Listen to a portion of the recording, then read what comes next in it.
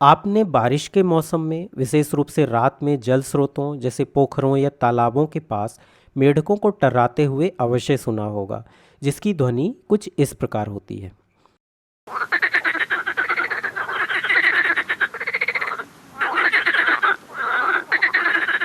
क्या आपने कभी सोचा है कि मेंढक ऐसी आवाज़ क्यों निकालते हैं और इनके टर्राने की आवाज़ इतनी तेज कैसे होती है? वास्तव में यह मेंढकों के प्रजनन व्यवहार से संबंधित है।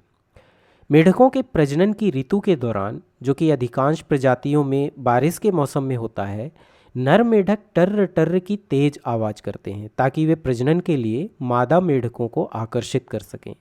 नर मेंढकों में ये गुब्बारे जैसी संरचनाएं वोकल सैक यानी वाक कोश होती हैं, जिनकी मदद से ये नर मेंढक इतनी तेज टर्राने की आवाज़ कर पाते हैं। उनकी इस आवाज़ से मादा मेंढक आकर्षित होती हैं और जब इनमें सहवास होता है तो उसके बाद मादा मेंढक अंडे देती हैं, जिससे संतति का जन्म होता है। लेकिन मेंढकों में जनन वास्तव में कैसे होता है, यह जानने के लिए हमें मेंढकों के प्रजनन तंत्र को समझना होगा। तो आइए पहले मेंढकों के नर प्रजनन तंत्र पर एक नज़र डालते हैं। मेंढकों में नर और मादा अलग अलग होते हैं और इनकी आंतरिक संरचना भी अलग अलग होती है। इसका मतलब हम किसी मेंढक को देखकर यह बता सकते हैं कि वह नर है या मादा है। अब यदि हम नर मेंढक के प्रजनन तंत्र की बात करें तो यह कुछ इस तरह दिखाई देता है। यह कार्यात्मक रूप से किडनी यानी वृक्क से जुड़ा होता है। थोड़ी देर में हम समझेंगे कि इसका क्या मतलब है।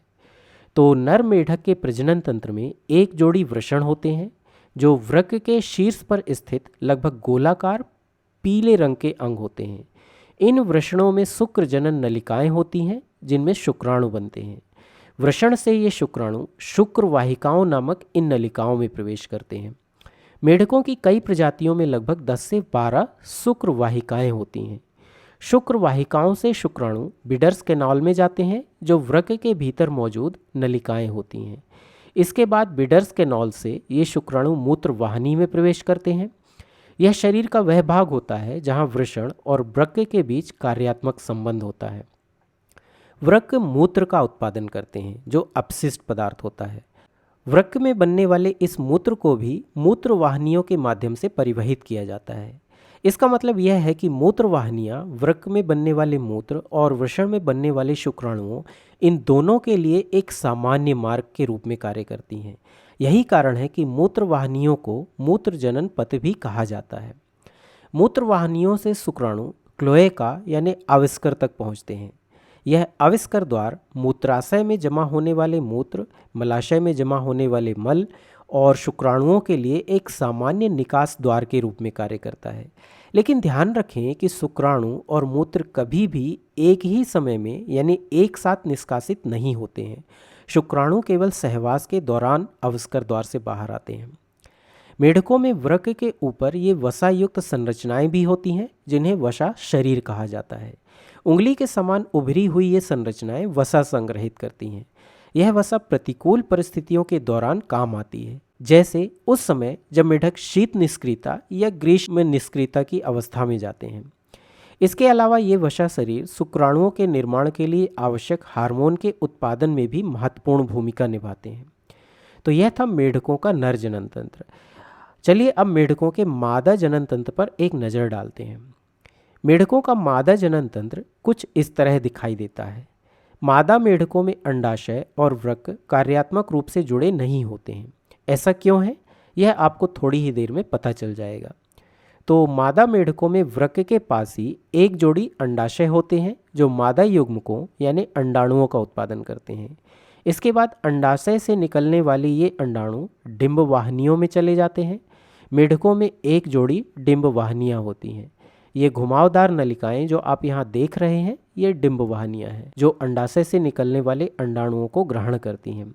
इसका मतलब है कि मादा मेंढकों में अंडाणुओं के परिवहन के लिए डिंब वाहिनी नामक ये अलग नलिकाएं होती हैं। इनमें अंडाणुओं के परिवहन के लिए मूत्र वाहिनियों का उपयोग नहीं होता है, जबकि नर मेंढकों में मूत्र वाहिनियों का उपयोग मूत्र के साथ ही शुक्राणुओं के परिवहन के लिए भी होता है। इसका मतलब मादा मेंढकों में मूत्र वाहिनियों का उपयोग केवल वृक्क से निकलने वाले मूत्र के परिवहन के लिए होता है। हालांकि नर मेंढकों में जैसे शुक्राणु आविष्कर द्वार से शरीर से बाहर निकलते हैं, मादा मेंढकों में भी अंडाणु आविष्कार द्वार के माध्यम से ही शरीर से बाहर निकलते हैं। इस प्रकार आविष्कार द्वार मल, मूत्र और अंडाणुओं के निकास के लिए एक सामान्य द्वार के रूप में कार्य करता है। नर मेढकों की तरह मादा मेढकों में भी वसा शरीर नामक ये संरचनाएं होती हैं जिनमें वसा का संग्रह होता है और यह वसा प्रतिकूल परिस्थितियों जैसे शीत निष्क्रियता और ग्रीष्म निष्क्रियता के दौरान काम आती है। इसके अलावा मादा मेढकों में भी ये वसा शरीर लैंगिक कोशिकाओं के निर्माण के लिए आवश्यक हार्मोन के उत्पादन में मदद करते हैं।